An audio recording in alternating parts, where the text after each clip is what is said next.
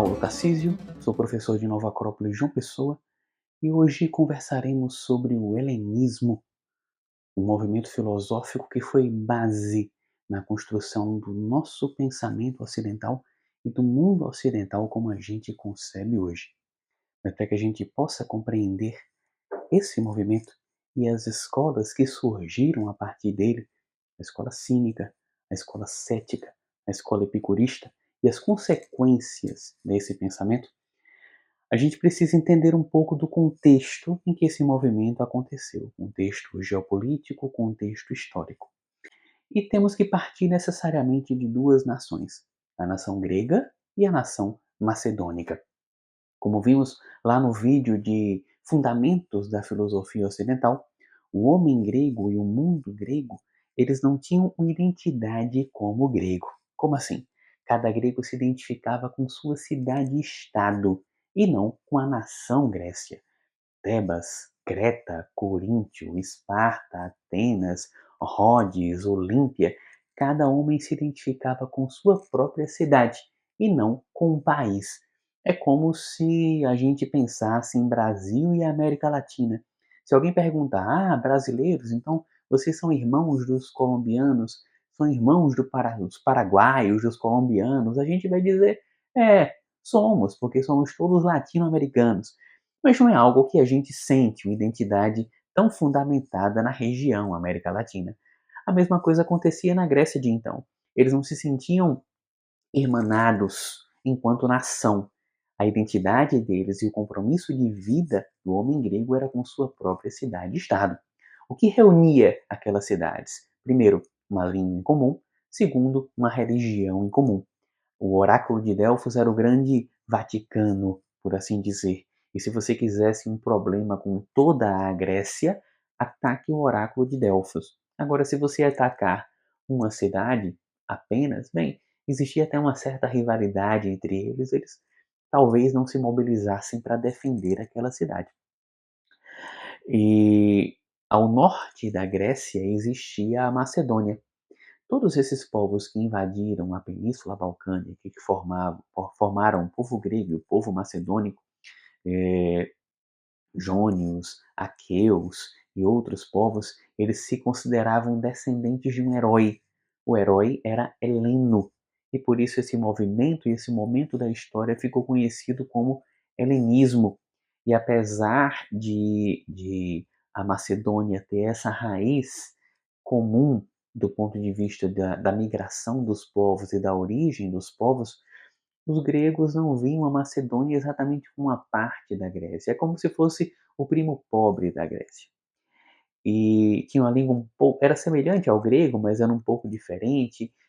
A religião tinha alguns aspectos semelhantes, mas tinham muitas diferenças. E além de tudo isso, enquanto a Grécia era formada por cidades e estados, a Macedônia tinha um rei. O rei de então, da época, era Filipe II. E Filipe tinha um sonho de governar e unificar toda a Grécia sob um único rei, sob uma única coroa. Ele pretendia respeitar as cidades e estados, mas ele queria unificar a Grécia numa única nação. Filipe não conseguiu realizar esse feito.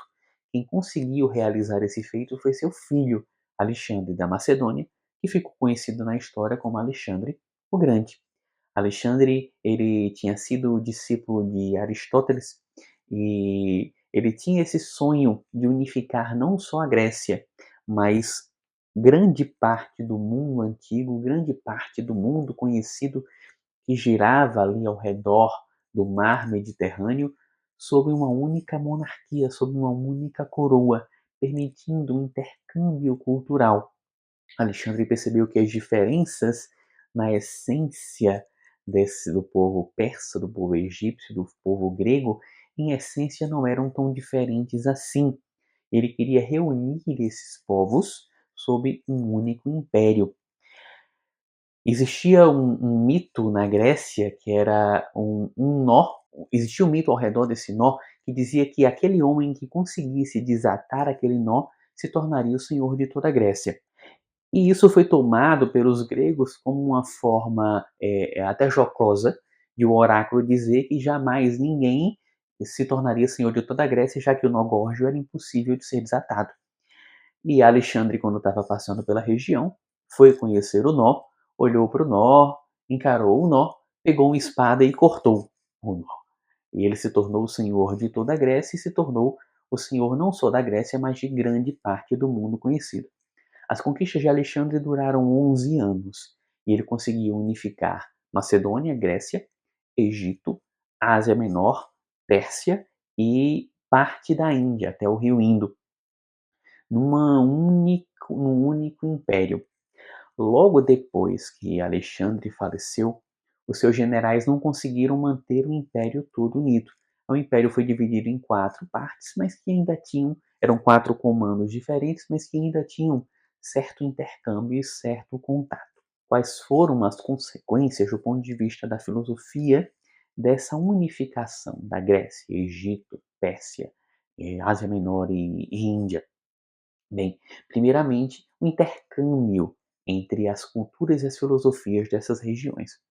Quando a gente estuda a filosofia egípcia, em especial o Caibalion, e estuda as obras de Platão, a gente percebe que existem muitos pontos em comum entre o Caibalion e as obras de Platão. Não é à toa. Antes de ir a Atenas e fundar a academia, Platão passou mais de uma década, 15 anos, se eu não me engano, estudando no Egito, aprendendo no Egito. Ele não passou 15 anos fazendo turismo, ele ficou estudando sobre os mistérios egípcios. A grande sacada e o grande feito de Platão foi pegar esses mistérios e essas ideias ensinadas pelos sábios egípcios e colocá-las numa roupagem que o homem grego pudesse compreender. Então, quem conhece o Caibalion conhece a frase central do Caibalion: o universo é mental. O universo nasce do pensamento divino e o teu universo nasce do teu pensamento. O teu pensamento gera tuas emoções geram tuas ações. Então você vive em meio ao jogo de causa e efeito gerado pelos seus pensamentos, pelas suas emoções e pelas suas ações. Se eu quero transformar a minha vida, eu tenho que transformar sim as ações e sim os sentimentos, mas sobretudo os pensamentos. Porque a minha concepção de mundo, a minha percepção da vida e a forma como eu encaro a realidade é a origem das emoções e das ações, por conseguinte. Então, o meu universo nasce do meu pensamento. Mas o que os egípcios ensinavam em uma frase, Platão desenvolveu, porque essa forma mistérica, até um pouco dogmática dos egípcios ensinarem, caía muito bem no Egito, caía mal na Grécia. O homem grego não ia escutar. Então ele pegou essa frase, o que o egípcio ensina em uma frase, ele desenvolveu em diálogos e diálogos. E pegou o mentalismo do Caibalion e criou o mundo das ideias de Platão. E a gente percebe então que na origem do universo, a partir dos números de Pitágoras e de Platão, nas formas geométricas, tudo isso a gente tem elementos da cultura egípcia, da cultura persa, da cultura indiana, e é como se essa conexão agora com o helenismo ficasse mais claro. As escolas gregas passaram a ser tingidas de maneira mais clara pela cultura persa, pela cultura indiana. As escolas neoplatônicas, em especial, com Plotino, e muitas escolas que surgiram na própria cidade de Alexandria, adotaram esses aspectos do pensamento oriental, do pensamento egípcio, do pensamento asiático, do pensamento persa de maneira mais clara. Então você teve um intercâmbio, um estudo comparado sem precedentes no mundo antigo. Então, essa foi a consequência do ponto de vista filosófico, mas para que esse intercâmbio pudesse acontecer, teve que existir uma língua única. Era a língua grega. Então, a língua da cultura daquela região era a língua grega. Se você fosse um escritor, um religioso, um filósofo, um cientista, um matemático, e quisesse que o seu ensinamento fosse lido em todo o mundo, você tinha que escrever em grego. Até alguns evangelhos foram escritos em grego, porque se não fosse em grego, não tinha como transitar pela região, pelo mundo inteiro conhecido, transitável. Então era a língua dos homens cultos, era a língua grega. Não era incomum que num julgamento você tivesse a sentença na língua local e ao lado em grego, para que pudesse ser lida em qualquer lugar, em qualquer tempo, como uma língua eterna, uma língua que perduraria como a língua dominante. E, além disso, tivemos algumas mudanças do ponto de vista de concepção do mundo de antropologia. Quando a gente vai estudar a filosofia de Sócrates, a filosofia de Platão e de Aristóteles, existe um ponto comum. A vida do homem grego girava ao redor da cidade-estado. Então, a tua cidade-estado era seu sobrenome. Paulo. Paulo, que Paulo? Paulo de Rhodes, Paulo de Atenas, filho de fulano, pai de Beltrano. Então, sua vida girava ao redor da sua cidade e da sua família. Tanto que uma das piores coisas que podiam acontecer para um homem grego era perder a sua cidade. Essa cultura ela foi reforçada e aprimorada por Platão e Aristóteles e Sócrates, mas já era uma cultura prévia a esses indivíduos. Na tua cidade estava a tua história, estava a tua família, estavam teus valores, estava tudo que você construiu. Na sua cidade você era alguém. Se você saísse da sua cidade e fosse para qualquer outra cidade, lá você é eternamente um forasteiro, visto com desconfiança, visto com maus olhos, porque essa pessoa saiu da cidade dele e deve ter feito alguma coisa errada lá para ter abandonado família, história, amigos, tudo que fez naquela cidade. Então, das piores coisas que poderia acontecer para um homem era perder a sua cidade-estado, ou perdeu a cidade-estado porque é um homem fraco e não lutou pela sua cidade-estado. Então, a vida girava ao redor da cidade-estado. O horizonte ético do homem grego era a sua cidade-estado. E para Sócrates, você tinha o mundo interno e o mundo externo. E a nossa evolução interna deveria estar conectada necessariamente à evolução fora. Como assim? Se eu via algo errado na cidade, eu tinha que construir a virtude contrária àquele defeito dentro de mim. Vamos entender um pouco mais. Provavelmente você, quando estava na escola, no colégio, assim como eu, primeiro ano, ensino médio, oitava série, chamava de oitava série, né, nono ano agora, você deve ter estudado Química e Física, e lá um dos primeiros capítulos era como se via na antiguidade. Aí falavam assim: para os gregos, o mundo era composto por terra, água, ar e fogo. Então era como se um grego pegasse essa estante aqui e colocasse no microscópio, ele ia encontrar 50% terra, 30% água, 10% ar e 10% fogo. Aí tinha até umas figurinhas ilustrativas, que era um microscópio, uns pedacinhos de terra, de umas gotinhas de água, uns ventinhos e um fogo, como se aquilo formasse o mundo. Mas não era isso que os gregos queriam falar. Terra, água, ar e fogo são planos alquímicos da realidade. Então, olha o seu mundo ao seu redor. Tudo que você vê, tudo que você toca, faz parte do mundo terra. Até a água que você bebe faz parte do mundo terra. O ar que você respira, que você sente na pele, faz parte do mundo terra. Pegue toda a tabela periódica que a gente estuda na química, desde o menor dos átomos, o hidrogênio, até o maior dos átomos instáveis e artificiais. Tudo isso faz parte do mundo Terra. Então, esse plano concreto é o mundo Terra. O que é o plano da água? É o mundo energético. É o mundo da vida. A vida que anima uma planta, mas não anima uma pedra. A vida que anima um corpo vivo, mas que está ausente num corpo morto. Tudo faz parte do plano água.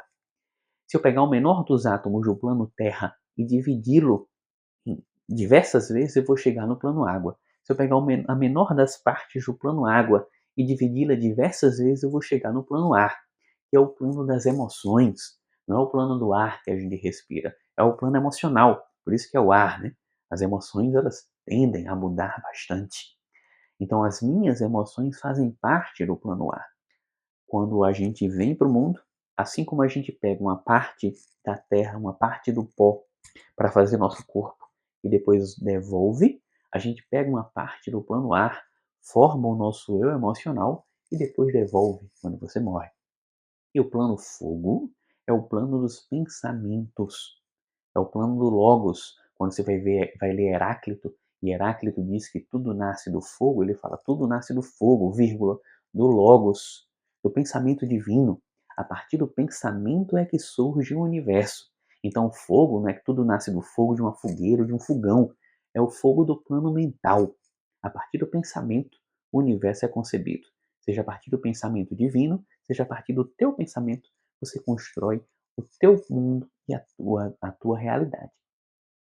Então, terra, água, ar e fogo não é no sentido literal. É a mesma coisa de daqui a 2000 anos, alguém falar assim, os homens do século XXI acreditavam que se você juntasse duas letras H e uma letra O, a partir disso você ia obter água. Não, H2O representa a água, mas não é juntando duas letras H com a letra O que você vai obter água.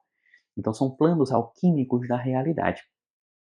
Terra, água, ar e fogo. E o que é que Sócrates dizia? Esse corpo concreto, essa minha aparência, é composta de terra e água. A minha essência, que é a minha alma, ou a minha ânima, é composta de ar e fogo. Então, minha ânima é composta das minhas emoções e dos meus pensamentos. Então, o que é minha ânima? O que é a minha ânima? É aquilo que me anima. Toda vez que eu sinto sede, eu vou em direção à fonte de água. Eu estou sendo animado pelo quê? Pela minha sede. Toda vez que meu cachorro sente sede, ele vai em direção à fonte de água. Ele está sendo animado pelo quê? Pela sede. A mesma coisa para a fome. Toda vez que eu quero aprender algo novo, eu vou em busca de um livro. Toda vez que um cachorro quer aprender, peraí, aí Sócrates percebeu que existiam partes da alma humana que não estavam presentes na alma do cachorro ou de qualquer outro animal. Então existem partes em comum: a fome, a sede, o instinto de sobrevivência, o medo, o instinto de perpetuação. Isso é comum. Mas existem partes da alma humana que não fazem parte da alma animal. O cachorro pode aprender, mas ele não tem iniciativa de aprender. Ele não tem sede por aprendizado e por conhecimento. Então o que é que Sócrates falou? Que dentro do ser humano existem duas ânimas, uma ânima animal e uma ânima humana. Platão até cria uma imagem, que é como se o homem fosse puxado por dois cavalos. Um cavalo é a ânima animal e outro cavalo é a ânima humana. A nossa ânima animal, ela já vem no pacote, já vem no software básico, quando você encarna. Quando você olha para uma criança é sempre uma mistura de um ser angelical com um pouco de animalidade, né? Esse brinquedo é meu e eu não divido com ninguém, isso aqui é meu e não é de mais ninguém, eu quero a atenção dos meus pais só para mim, não, para o meu irmão, não. Então existe um aspecto animal que precisa ser lapidado. Já o aspecto humano, ele precisa ser construído. Para Sócrates, Platão e Aristóteles, a felicidade humana nasce do desenvolvimento da alma humana. Você não nasce humano, você vai se tornando humano a partir da educação, a partir da paideia, a partir do desenvolvimento das virtudes. Então a evolução humana é desenvolver virtudes e é desenvolver a razão. Não é ter razões, é desenvolver a razão. São duas pernas. Só a razão não funciona. Só as virtudes vão ter muita dificuldade. A razão e virtudes. Razão e sentimentos. Um emocional bem educado, bem trabalhado. É o que fazem um ser humano forte e é o que fazem um ser humano feliz. Só que qual era a visão de Sócrates? O que é ética? É eu me construir internamente. Ética é eu lapidar esse meu eu interno, é lapidar o fogo e lapidar o ar, é lapidar a minha alma humana. E o que é política? É desenvolver uma sociedade que propicia isso. Você já teve a sensação de que na nossa sociedade parece que a gente é empurrado, parece que a gente é o tempo todo puxado para ser um pouco corrupto? Você pode até não ser corrupto, mas você tem que resistir a uma força que te puxa. Já pensou viver numa sociedade que, em vez de te empurrar a ser corrupto, te empurra a ser ético, te estimula a ser ético? Você olha ao redor, todo mundo sendo ético, todo mundo sendo honesto. Você até tem vontade de ser desonesto, mas fica com vergonha e acaba sendo honesto por constrangimento, né? Não tem tanto mérito assim, mas tem lá o seu valor. Então a gente vive ao contrário, é todo mundo corrupto que a gente pensa, bem, então eu tenho que ser corrupto também. Então, para Platão e Aristóteles, o que é política? Qual é o trabalho de um político? É construir uma sociedade que propicie o desenvolvimento ético dos indivíduos. Criar um meio de cultura que estimule o melhor do ser humano, as virtudes e a razão. É um pouco distante para a gente pensar isso no nosso país, mas pensa numa casa. Você pode construir dentro da sua casa uma cultura que vai ajudar os seus filhos a serem mais virtuosos, uma cultura que vai estimular neles o pior que eles têm. Então a mesma coisa acontece com a sociedade para Platão e para Aristóteles. O trabalho de um verdadeiro político com P maiúsculo é construir uma sociedade que propicie o desenvolvimento das virtudes dos cidadãos, assim como os pais deveriam construir um lar que propicie o desenvolvimento das virtudes das crianças e da razão da criança. E, e paralelamente à construção interna, tinha a construção externa. Então, Sócrates não concebia um ser humano que ia só construir internamente, desenvolver as virtudes, desenvolver a razão, e o resto da sociedade que se vire, não é problema meu. Não. Para ele, um verdadeiro homem ético, além de se lapidar dentro, lapida fora. Aliás, eu identifico um problema na sociedade fora e eu desenvolvo a virtude dentro para vencer aquele problema. Não é como hoje em dia, que a gente identifica erros na sociedade, sai criticando, mas por trás a gente comete aqueles mesmos erros que a gente critica. Não, primeiro eu tenho que me tornar coerente com aquilo que eu quero ver na sociedade. Então era como se a cidade-estado grego fosse o horizonte ético do homem grego. Sem esse horizonte ético, é, é, em nome de que eu iria crescer, trabalhar e me desenvolver. É mais ou menos como você pegar uma pessoa que viveu a vida toda para criar os filhos. Na hora que os filhos saem de casa, em nome de que eu vou trabalhar? Em nome de que eu vou viver? Bem, é lógico que tem uma resposta, mas a pessoa vai ter que se adaptar, vai ter que reconstruir o seu mundo interno, vai ter que reconstruir a sua ânima, os seus motores, as suas motivações, porque o motivo pelo qual ele vivia e trabalhava foi embora e acabou. Foi isso que aconteceu com o helenismo. Antes, eu era cidadão de uma cidade-estado e eu trabalhava pela minha cidade. E eu podia ser político se você fosse cidadão na sua cidade e votar na sua cidade se você fosse cidadão. Mas e agora? Eu deixei de ser cidadão e passei a ser súdito. Eu deixei de morar na minha cidade, Rhodes, e passei a morar na Grécia, um país a mais dentro do mundo do Império de Alexandre. Deixei de ser político na minha cidade, poder almejar cargos públicos, e eu tinha um imperador agora, um rei único. E agora? Qual é o meu sentido de vida? Para que eu vou trabalhar? Para que eu vou estudar? As escolas de filosofia, a forma da filosofia platônica, aristotélica e socrática, por conseguinte, ela girava ao redor da cidade-estado. Na hora que você tira a cidade-estado, agora vai girar ao redor de quê? Por isso surgem as escolas helenísticas. Elas pegam o espírito de Platão e Aristóteles e Sócrates, pegam elementos da cultura persa, da cultura indiana, da cultura egípcia e criam uma nova forma de filosofia própria para aquele momento histórico, para aquela época, para aquele lugar. Hoje, nesse vídeo, vamos comentar principalmente sobre três escolas: a escola epicurista, a escola cética e a escola cínica.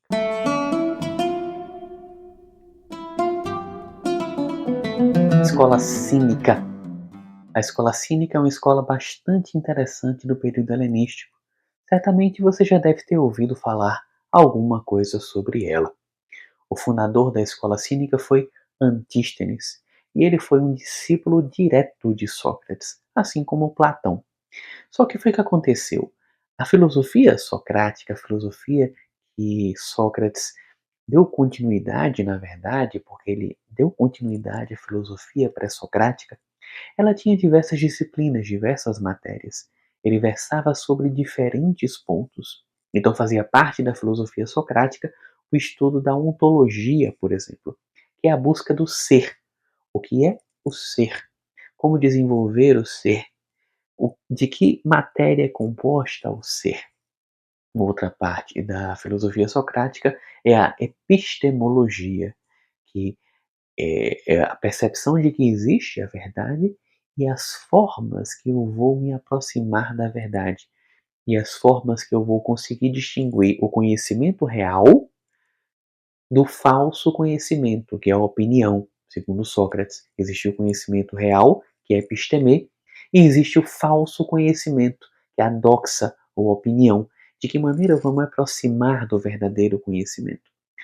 Dentro da filosofia socrática, você tinha a ética, que era a parte de lapidar o homem internamente e desenvolver virtudes.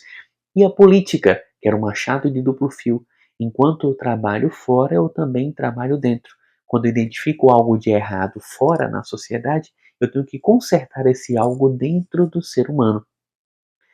A maiêutica, a dialética, outras facetas. A filosofia socrática tinha diversas facetas que foram absorvidas quase completamente por Platão. Já Antístenes e alguns outros discípulos de Sócrates fizeram o quê? Eles pegaram apenas uma parte da filosofia socrática, que é a parte da ética ou moral, ética e moral para os gregos era sinônimo, e criaram as chamadas escolas moralistas, ou seja, escolas que se focavam somente no desenvolvimento interno, no desenvolvimento de virtudes, porque é isso que, na verdade, torna o ser humano mais feliz, torna o homem mais feliz. De modo tão intenso, que a filosofia cínica é uma filosofia anticultural. Então, quando você pensa no filósofo, normalmente você pensa no filósofo que é rico culturalmente, que sabe um pouco de astrologia, de astronomia, que sabe sobre política. Não que ele saiba sobre tudo, muito sobre tudo, mas que ele sabe sobre os diversos campos do conhecimento. Os cínicos falavam assim: de que forma estudar os astros, o movimento dos astros, o detalhe das estrelas, vai te fazer um ser humano mais feliz? Isso é perda de tempo. Você devia estar, sim, desenvolvendo virtudes. É isso que vai te fazer um homem mais feliz. Então era uma filosofia anticultural. Talvez a escola, provavelmente a escola de filosofia mais anticultural da Grécia e uma das mais anticulturais da história ocidental. É, além de negar esse aspecto cultural, eles também negavam o aspecto da política.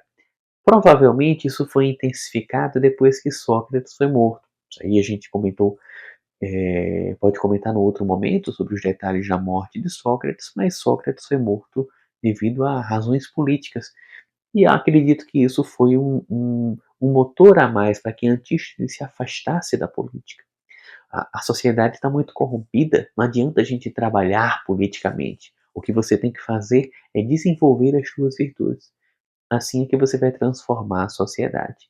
Então, algumas palavras são chaves dentro do cinismo.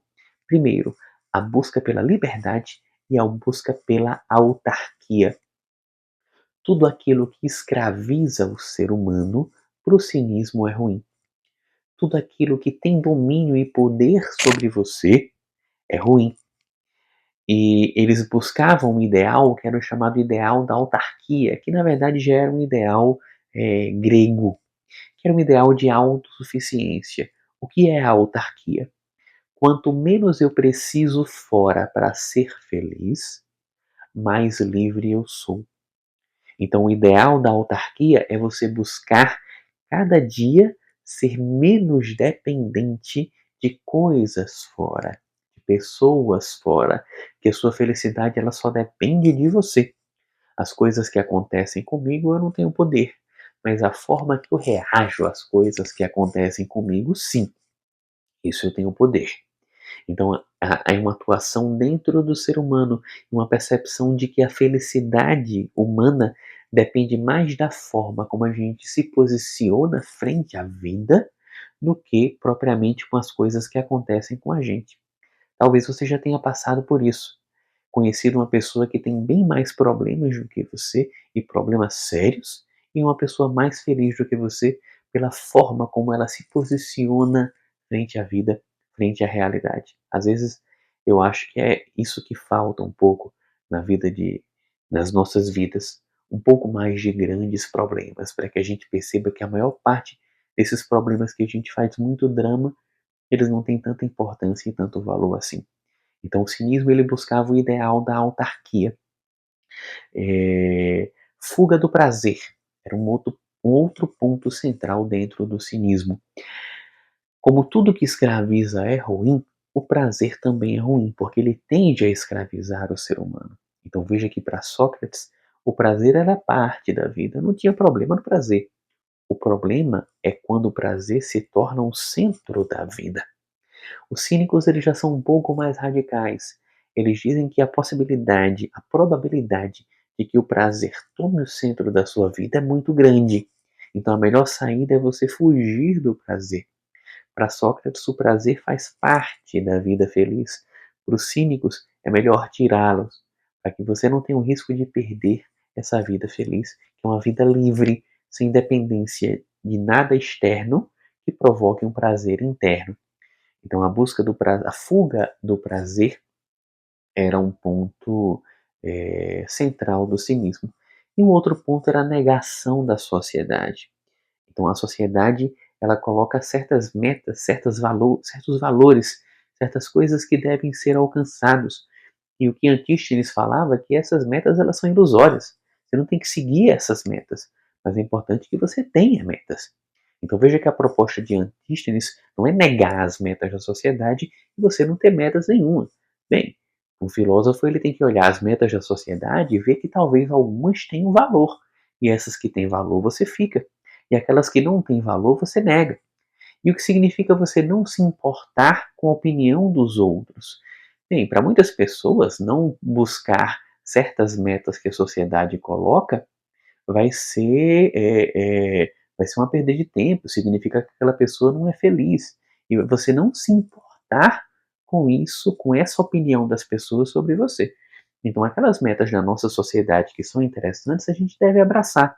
Mas aquelas que você percebe que são perniciosas, que o lado negativo é mais pesado que o lado positivo, você troca por outras. Mas é importante que você tenha metas. Então não é uma vida sem metas, mas tampouco é uma vida com qualquer meta. Perceba isso. Antístenes é o fundador do cinismo e ele traz essas ideias interessantes que ajudam a gente a ser mais livre e menos escravo. Para esses filósofos, a escravidão não era uma atitude, ninguém poderia me escravizar, só eu mesmo posso me escravizar. A forma como eu me relaciono com a vida e com o prazer podem me tornar escravo. E Antístenes ele é um pouco mais radical do que Sócrates, mas traz ideias muito interessantes. Mas apesar de Antístenes ser o fundador, quem ficou mais conhecido do que Antístenes foi Diógenes, que é conhecido como Diógenes o Cão. Se Antístenes era mais radical do que Sócrates, Diógenes era muito mais radical. Então dizem que Diógenes não, a única coisa que ele tinha era um copo para beber água, não tinha mais nenhum outro bem.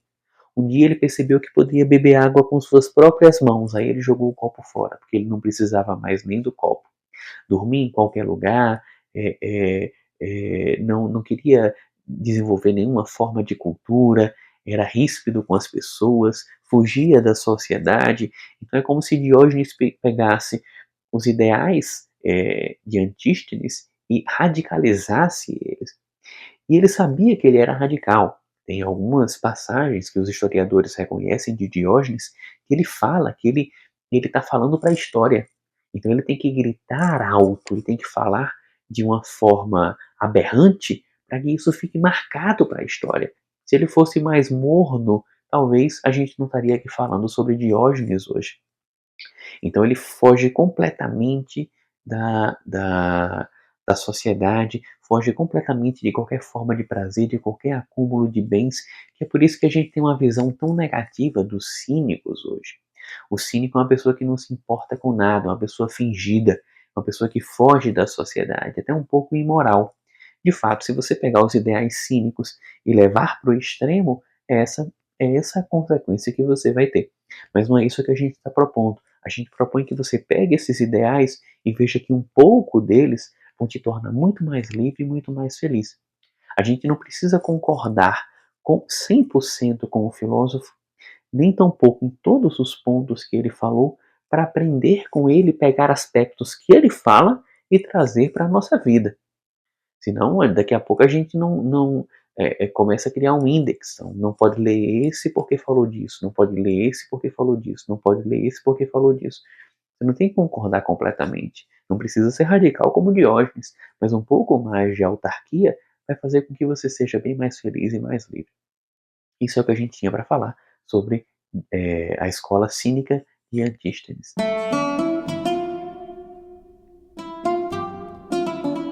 A escola cética é com certeza uma escola que você também já ouviu falar. E ao final desse vídeo, dessa pequena fala sobre essa escola, eu espero que você perceba que um pouco de ceticismo, sim, é bastante saudável. A escola cética ela foi fundada por Pirro de Élida, e é uma escola própria do momento helenístico, é filha e fruto direto do helenismo. Por quê? Nas expedições de Alexandre, desde a Macedônia até a Índia, ele não ia sozinho, ele ia com toda uma corte, com todo um séquito. E Pirro foi um dos filósofos que acompanhou Alexandre em sua expedição. E quando ele chegou na Índia, ele entrou em contato com um grupo de filósofos chamados giminosofistas. Então, eram aqueles que estudam a sabedoria oculta, a sabedoria esotérica, os mistérios ocultos da vida que estão por trás da superfície. E é uma visão bastante interessante dos orientais sobre o que é a realidade e a irrealidade das coisas. Para nós ocidentais, a gente costuma pensar que uma coisa é tão real quanto eu posso palpar. As coisas palpáveis são mais reais do que as coisas impalpáveis. Então, não é incomum que quando você diga uma pessoa que ela tem uma doença psicossomática, ou seja, uma doença que está no campo mental e no campo emocional delas, ela fica ofendida. É como se você dissesse a ela que a doença dela não existe, porque na visão dela, se a doença não existe fisicamente, na verdade a doença não existe. Para a gente, a realidade está muito relacionada àquilo que eu posso pegar, palpar, contar, medir. Para os orientais e para os gregos pré-socráticos, a chave é um pouco diferente. Para eles, algo que é verdadeiro é duradouro, algo que é irreal e falso é passageiro. Então, uma coisa é tão real quanto mais duradoura ela for. Só que todas as coisas do mundo concreto tendem a desaparecer, tendem a sumir. Por isso que eles falavam que esse mundo concreto é uma ilusão. Não é que essas coisas que você toca não existam, mas muito em breve elas vão deixar de existir. E é uma vida ilusória você viver em nome de coisas, brigar por coisas que daqui a pouco vão deixar de existir. Brigar por objetos que muito em breve vão deixar de existir. Brigar por coisas que a morte vai te tomar, que a morte vai te levar. E viver em nome disso, viver em nome do que uma pessoa pensa de mim. Se com o sopro do vento o pensamento daquela pessoa pode mudar e me angustiar para tentar manter aquele pensamento daquela pessoa sobre mim. Isso é uma vida ilusória. Isso é uma ilusão. Isso não é real. Então, na filosofia oriental, a gente encontra isso de maneira bem forte, de que esse mundo concreto é irreal. Quando Pirro encontrou essa ideia, ele percebeu que se as coisas concretas são ilusórias e irreais, as nossas sensações e sentimentos sobre elas também são. E nossos pensamentos também são, porque eles são criados em cima de coisas que são ilusórias.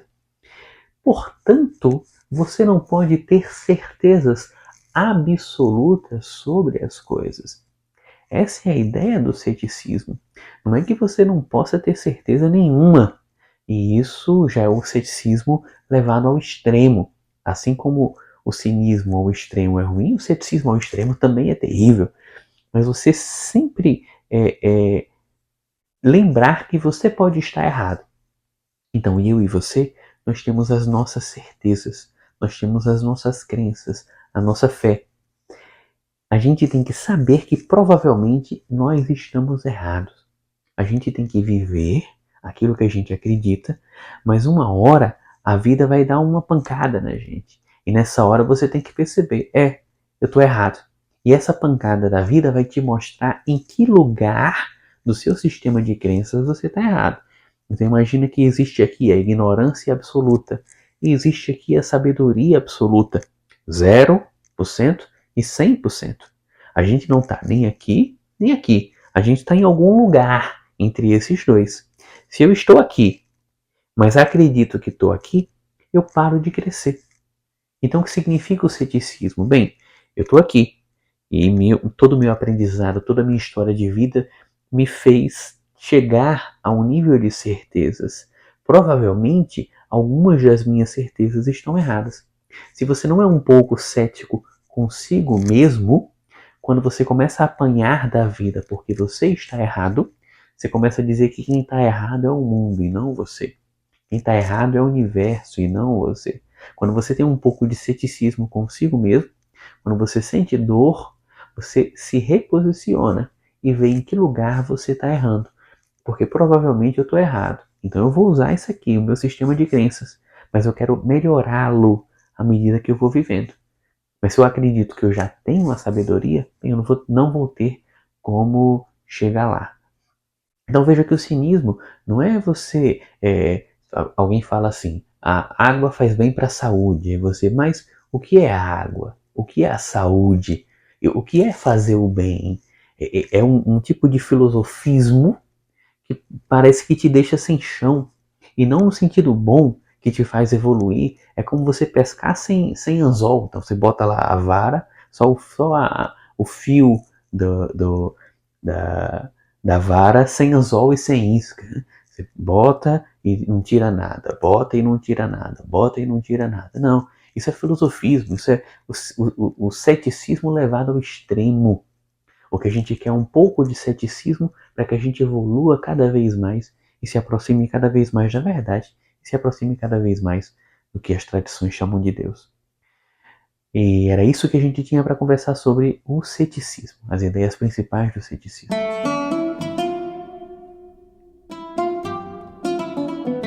Epicurismo. Bem, essa será a nossa terceira escola que comentaremos dentro do helenismo. E essa foi mais uma escola bastante distorcida e que, se levada ao extremo, vai virar algo negativo e não algo positivo. Enquanto Pirro não criou uma escola formal, ele tinha discípulos que o seguiam, mas não criou uma escola como a academia, como a escola de Platão, como a escola de Aristóteles. Epicuro sim criou uma escola formal nos jardins da periferia de Atenas. E ele percebia que tanto o modelo de filosofia de Platão e Aristóteles não se adaptava literalmente para aquele novo momento, quanto aqueles que deram continuidade à escola de Platão e Aristóteles, já que eles tinham morrido já há um bom tempo, distorceram as ideias. Então Epicuro sim fundou a escola dele nos jardins ao redor de Atenas com a ideia de concorrer com a escola que Platão e Aristóteles tinham deixado. E existem duas pernas fundamentais na filosofia de Epicuro. Uma é o atomismo de Demócrito, essa ideia de que tudo é composto por átomos, até os pensamentos, as emoções e até coisas acima do pensamento e emoções são compostas por átomos. E uma outra perna, além do atomismo, é a ética socrática. Então Epicuro se baseia muito na chamada ética de Sócrates, e é mais fidedigno a Sócrates do que os cínicos foram e os céticos também foram. Então, a filosofia de Epicuro tem um aspecto da lógica, tem um aspecto da física, tem um aspecto da ética, tem um aspecto da ontologia, tem um aspecto da teologia, mas aqui a gente vai se focar no aspecto ético, até para poder compará-la com a escola cínica e com a escola cética. O que é que Epicuro falava? Bem, sim, é verdade. A escola de Epicuro falava de que a gente deve buscar o prazer e deve fugir da dor, mas não da forma irracional que as pessoas costumam dizer que ele buscava. Epicuro falava que existiam dois tipos de prazer e de dor: os prazeres e dores do corpo e os prazeres e dores da alma. A ausência de dor no corpo ele chamava de aponia, e a ausência de dor na alma ele chamava de ataraxia. Corpo, aponia, ausência de dor; alma, ataraxia, ausência de dor. E que a gente deve evitar as coisas que nos dão dor. Mas tem que colocar um asterisco aí. Porque muitas vezes você vai ter que escolher sacrificar o seu conforto para ter a mente tranquila e as emoções tranquilas. Você já deve ter passado pela seguinte experiência: você tem algo que você tem que fazer, um dever a ser cumprido, mas você está cansado. E você fala: não, eu não vou cumprir esse dever, não, eu vou descansar. Já percebeu que o descanso ele não é pleno? Você descansa preocupado, como se tivesse algo para fazer? Ou seja, você buscou a aponia e você negou a ataraxia. E normalmente os prazeres do corpo, eles não compensam uma alma intranquila, uma mente e emoções intranquilas. Se você quiser curar uma mente e um mundo emocional intranquilos com os prazeres do corpo, não vai funcionar bem. Porque os prazeres físicos, da alimentação, os prazeres sexuais, normalmente eles não dão prazer ao ponto de anular aqueles prazeres, aquelas dores da alma.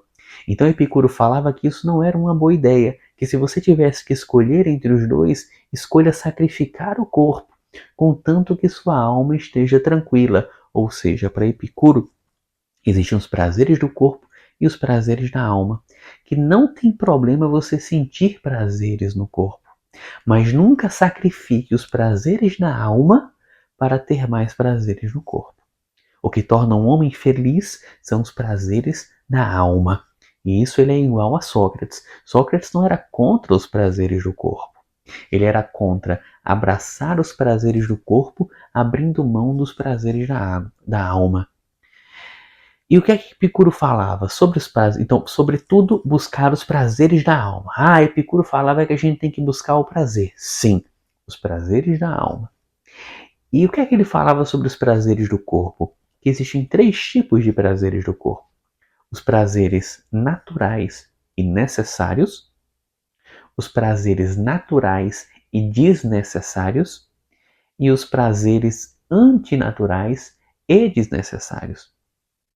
Então, primeiro, naturais necessários, naturais desnecessários e antinaturais desnecessários. Você tem 3 formas de prazer. O que são os prazeres naturais e necessários? Comer quando tem fome, beber quando tem sede. Veja, não é estou triste, vou comer. Não é essa fome, é a fome real. Estou com fome, vou comer. Estou com sede, vou beber. Para ele não existia problema em você sentir prazer no comer e beber. O problema é você comer e beber para sentir prazer. Então, que são os prazeres naturais e necessários? Esses que são parte da vida. Você não tem como deixar de comer. Você não tem como deixar de dormir. Você não tem como deixar de beber. Então, você vai fazer isso com prazer, respeitando a lei de necessidade. Uma necessidade objetiva. Comer é uma necessidade objetiva. Bem, eu vou fazer por prazer. Com prazer. Eu não estou com fome, mas eu quero comer isso aqui que dá prazer. Não, isso aí não. Então, ele diz que a gente tem que buscar os prazeres físicos, sim, os naturais e necessários. Se você não tem os naturais e necessários, vai ser difícil conseguir ser feliz. Então veja que como Epicuro é distorcido. Não é a busca de prazer de qualquer forma, é uma busca de prazer inteligente. Então esses são os naturais e necessários. O que seriam os naturais, mas desnecessários? Comer comida refinada e beber coisas refinadas e descansar mais do que a gente realmente precisa. Ele fala que esses prazeres você pode até tê-los, mas um pouco. Não abuse deles, senão as consequências podem ser grandes. Então a gente é necessário comer, mas comer comida refinada não é uma necessidade. E por fim, os antinaturais e desnecessários. Que prazeres seriam esses? A consideração que você tem por mim. Eu me sinto bem porque você me considera. Ou eu me sinto bem porque eu tenho uma grande honra. Eu ocupei um cargo importante. Eu estou num cargo superior e por causa disso as pessoas me respeitam. ou pelas riquezas que eu tenho. Então, os prazeres que vêm da riqueza, da honra, da opinião das pessoas, são prazeres antinaturais e desnecessários. Desnecessários porque você não precisa, e antinaturais porque eles podem até te dar um pouco de prazer, mas eles trazem uma dor muito grande associada. E se você estiver realmente consciente, você vai pesar o prazer com a dor e vai ver que o prazer não vale a pena. Então, esse tipo de prazer a gente tem que fugir. Aquilo que dá prazer ao corpo, prazer ao ego, mas deixa a alma intranquila, esse tipo de prazer a gente tem que fugir.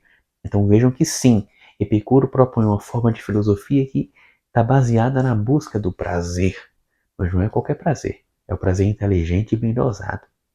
Espero que tenham gostado. Era isso que a gente tinha para conversar sobre o helenismo.